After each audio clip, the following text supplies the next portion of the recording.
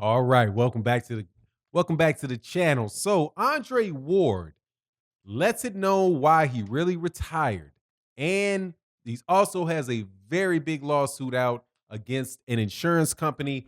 But very interesting information came out about that, the Kovalev fight, and why he won't be able to fight Canelo Alvarez or come out of retirement. Let's talk about that in this video.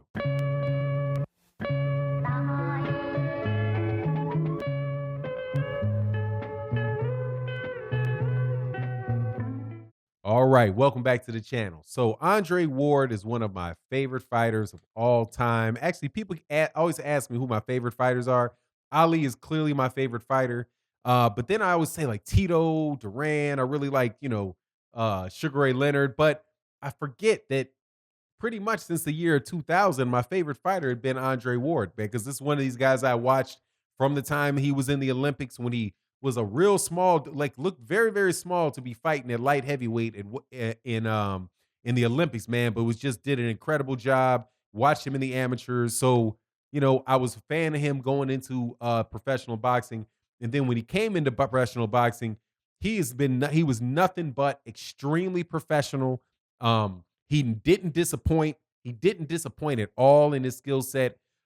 Just a terrific fighter, man. So when he fought Sergey Kovalev the second time, and after that fight was over, when he retired, it was just such a big shock to me. I was like, oh man, come on, not Andre Ward. Andre Ward's one of the guys that keep me watching boxing, right? Um, but now some information has come out, and there's a lawsuit that Andre Ward has filed against, I believe, the Lords of London for a professional athlete disability insurance policy that he had, and that they refused to pay on to the tune of $6.3 million.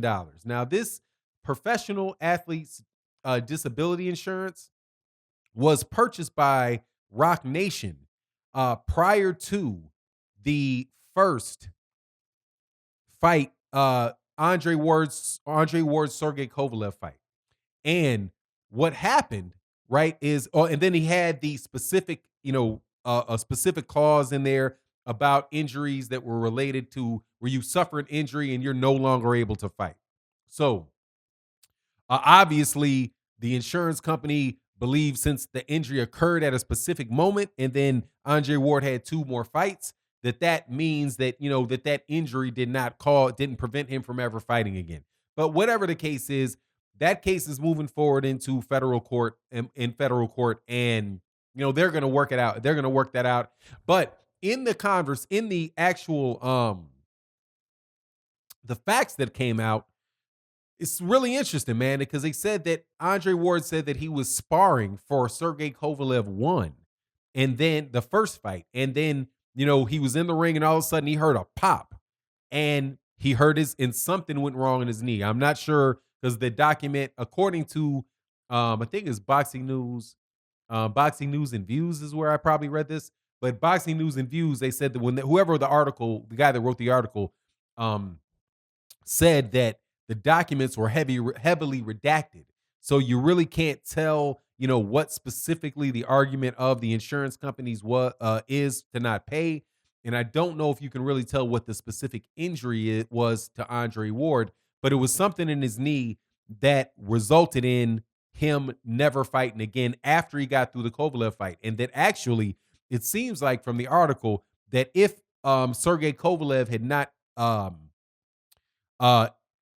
exercised his rematch clause, that the second fight might not have happened, and Andre Ward might have walked away right there. But as you know, Andre Ward negotiated a deal with Sergey Kovalev for that fight, which is nothing short of amazing.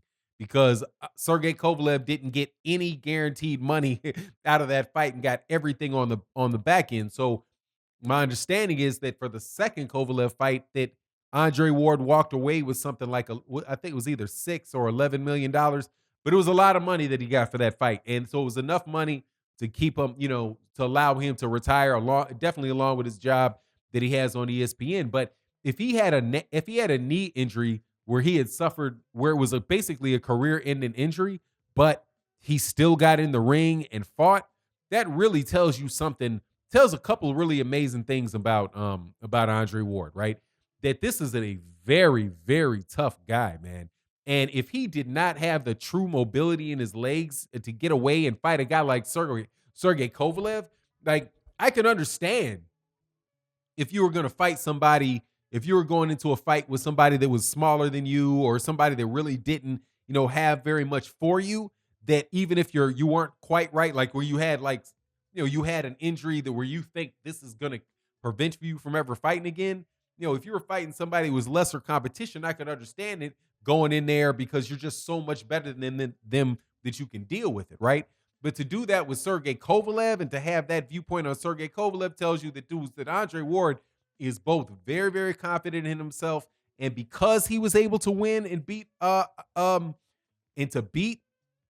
Sergey Kovalev like that, dude, that tells you what kind of level of skill, what the level of skill, skill, toughness, and determination that Andre Ward had. That Andre Ward has. There's a lot of fighters, dude, that would not have done that, man. Or if they had done it, they would not have been able to win the fight or get out of that fight. Now, I know that, like, for example, for Deontay Wilder, I know Deontay Wilder has fought with broken arms, fought with broken hands, third degree burns, all kind of things like that. And I know that there are other fighters like Muhammad Ali who got a broken jaw in the fight, and I'm sure that there are other fighters that go through these type of things. But again, just to look back on that fight with Sergey Kovalev and remember that Andre Ward got knocked down, was in the second round, and then the adjustments that he made to outbox him, but he was still staying on the inside, staying close to him and wearing him down. Now that really, it just says a lot about Andre Ward, and it also says a lot about um, Virgil Hunter, and when Virgil Hunter and Shakur Stevenson speaks a lot about Shakur Stevenson and what I think you might be able to expect from Shakur Stevenson, because one of the things that Virgil Hunter talked about with Andre Ward was how he really insisted that Andre Ward learn to fight on the inside, and that they considered it by and large to be a lost art. And it's something that made Andre Ward very, very uncomfortable to get in there and learn how to do that. But it's something that Andre Ward, wound up separating Andre Ward from everybody else. It was that inside game. And, I wouldn't say he separates himself maybe from, Floyd Mayweather Jr. because his career is just, it's just pristine. But, if you no longer have the ability to move on the outside and stay on the outside and be kind of slick, because when Andre Ward first came out in the amateurs, like a lot of the conversation around Andre Ward was that he was a bit of a Roy Jones Jr. And so in Roy Jones Jr., if you recall, somebody is very quick, fights from the outside, amazing athletic ability, amazing reflexes. But once, Roy Jones Jr. moved up all the way to heavyweight, fought John Ruiz and won the heavyweight title, but then, and then came back to fight Antonio Tarver, and he got rid of like 25 pounds of muscle, right? His reflexes and all that stuff were off, but he didn't have the inside game to complement his outside game, where Andre Ward clearly had, especially when you listen to him or you read the things that he talked about, the number of injuries that he had. But without the ability to get on the inside and fight on the inside, there's no way he could have beat Sergey Kovalev. No way he could beat Sergey Kovalev with a damaged knee or with that much wear and tear on his body. So, my hats go off to Andre Ward. Now, I certainly hope he gets his $6.3 million.